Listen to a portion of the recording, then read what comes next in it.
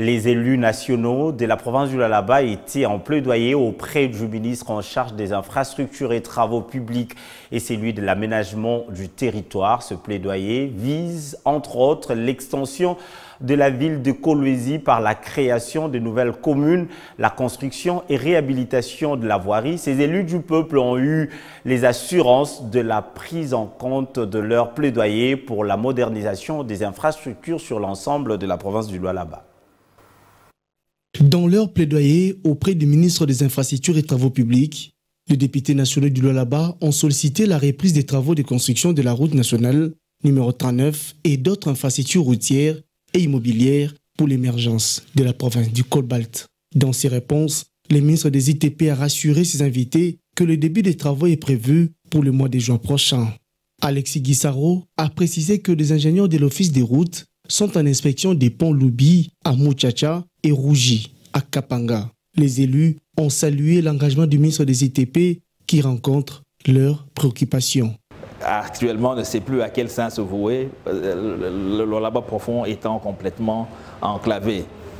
Nous espérons que dans les 2 mois, les travaux qui vont démarrer vont permettre de désenclaver la RN39. La réhabilitation de la RN39. Les réponses nous encouragent, mais nous attendons de voir le ministre à l'œuvre. Quand les travaux auront commencé sur le terrain, nous serons davantage contents. Mais sinon, merci aussi pour l'entretien franc et sincère qui a eu lieu entre nous et lui.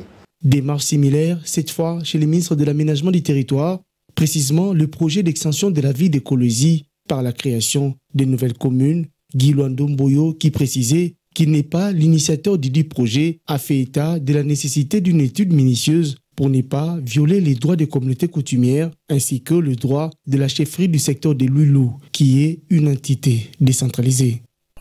Après avoir parlé avec le ministre, nous avons trouvé que c'est un projet, c'est un besoin qui est là, qui est en cours de réalisation, et c'était sur invitation de Madame le vice-gouverneur. Disons à la population que c'est un projet qui est en cours, puisqu'il y a jusque-là un arsenal juridique qui doit être créé. Et on doit attendre juste après la création de certaines lois, et c'est juste après qu'on pourra passer maintenant à la réalisation de ces projets qui est en cours. Satisfaits de la démarche, les élus sont repartis motivés à l'idée de poursuivre les processus dans d'autres domaines.